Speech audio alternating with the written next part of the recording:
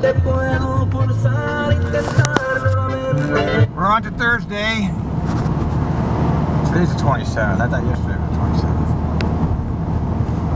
And all the talk, of course, is what about? Well, two guesses. One guess. The budget cuts. Yes, the budget cuts. $17 million. Oh, by the way, folks, we're $70 million short. He just pops it out. It's funny. It's just funny, isn't it? I mean, it's so like the guy that writes that perspective of Portland. I like his blog. I actually read his. He said it's disingenuous, and he's right. It is. They're disingenuous. They're not honest with us. You know, so McFarlane has this huge spending spree. I mean, you're talking huge. He hires all these supervisors, station agents, a bunch of new directors. Mission critical is how Mary Fetch put it. Well, let's see. We've been operating Trimet for 45 years without these people, and all of a sudden they're mission critical. Yeah. See, these are all new positions that he started. The safety director. Yes, you must have the safety director. Because we're not safe. Well, the truth is actually not, that's not the truth. I'll never understand what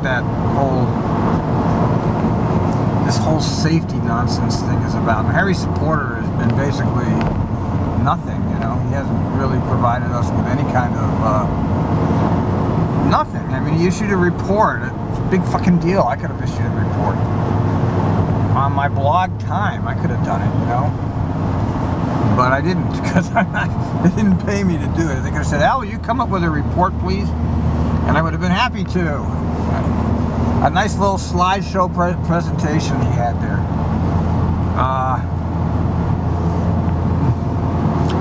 Big deal. And this so-called employee relations, all of a sudden they need that. Diversity and cultural competency. Yep. After 45 years, we've decided that's mission critical. Mission critical. Mission critical.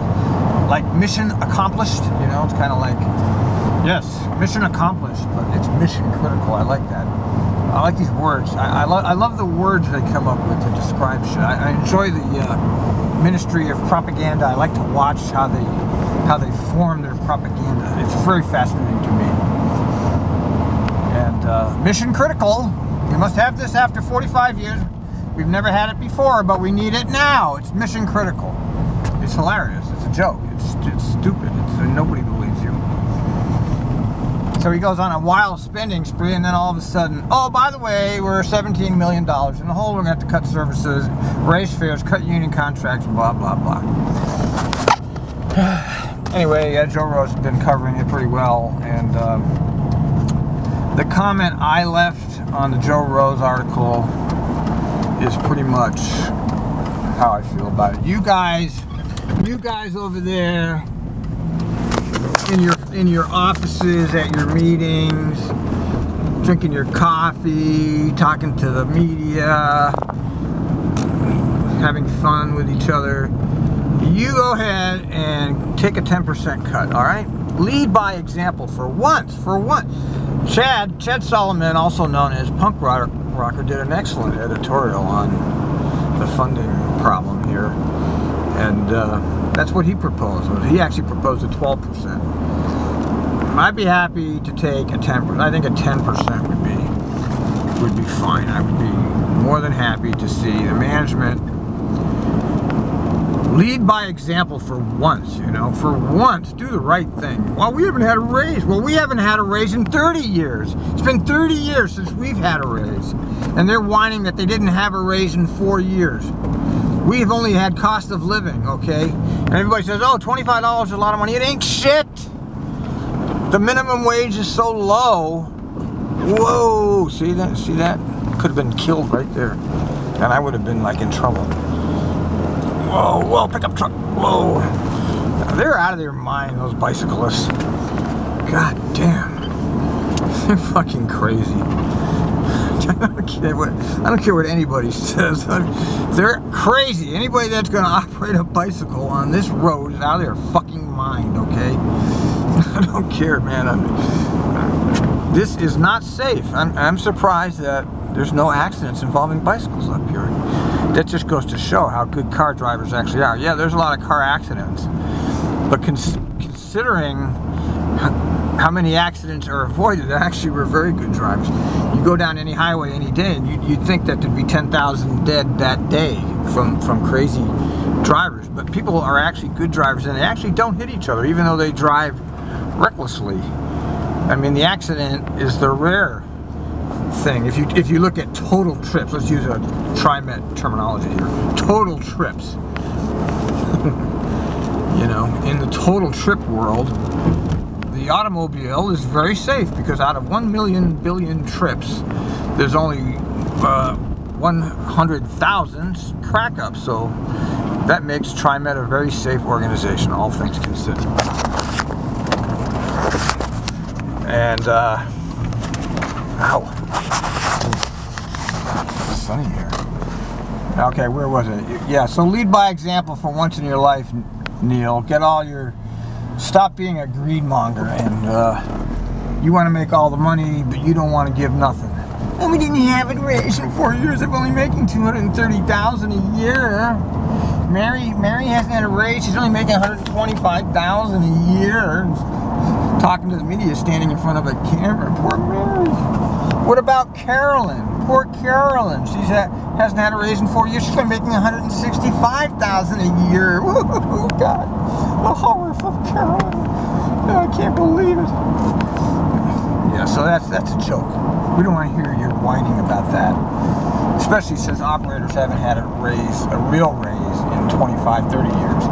We've had cost of living, and our jobs out here in this world actually kill us.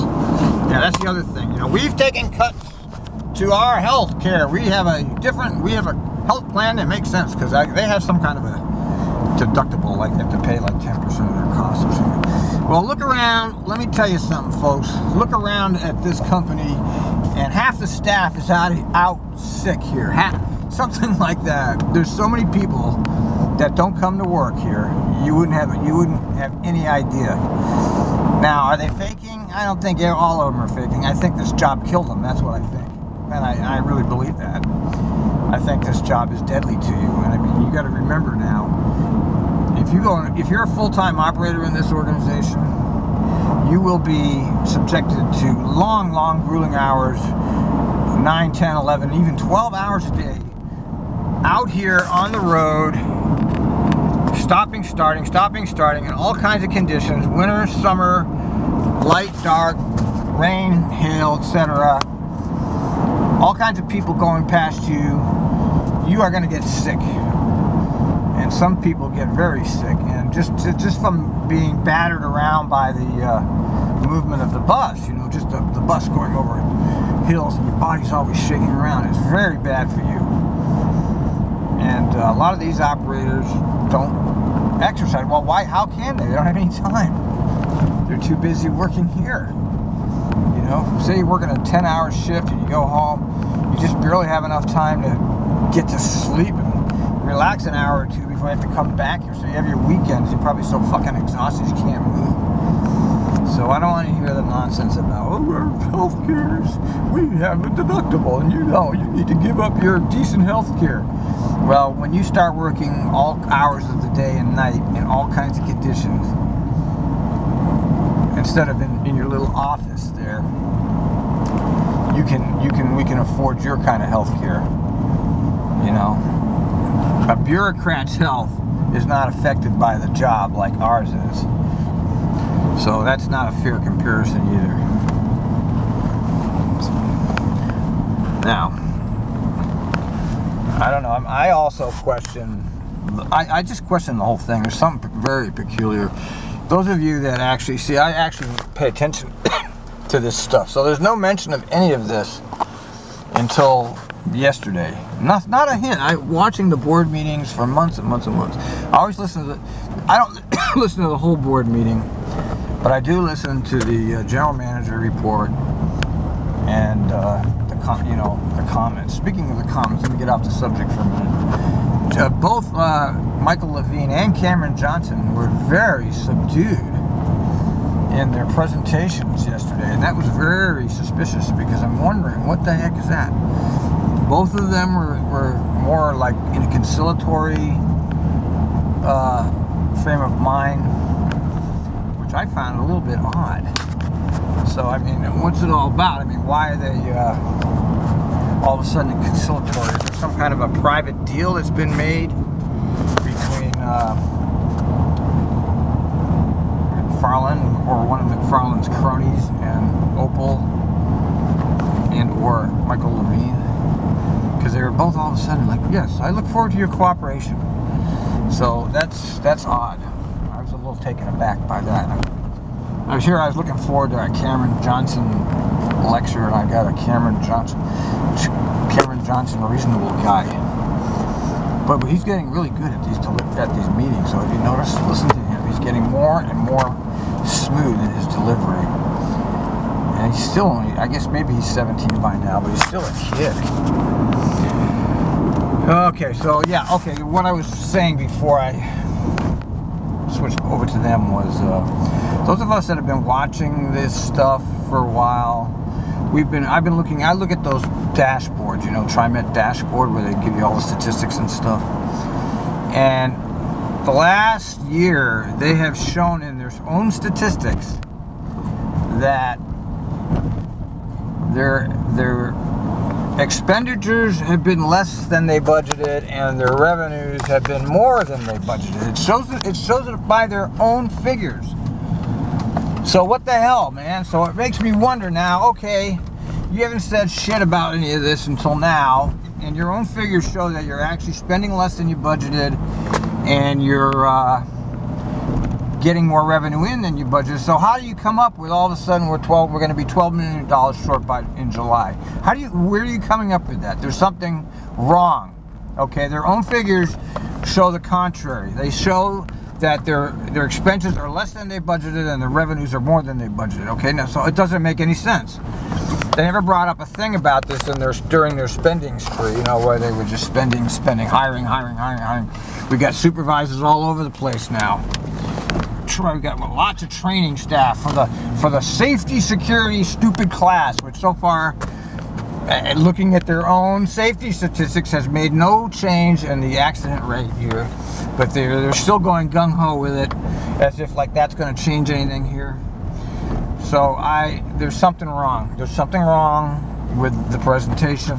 It's disingenuous. Not only that, they must know something they're not telling us. What is it? Of course, if they eliminated the West, which hauls, that was a great Michael Anderson post about that. He hauls 600 a day, and he crossed it out with a little line, and he put 800 a day.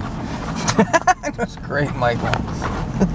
Yeah, this little dinky service, which hauls about the same amount of people as a 67 bus does, if you include the whole day, is getting this huge amount of money.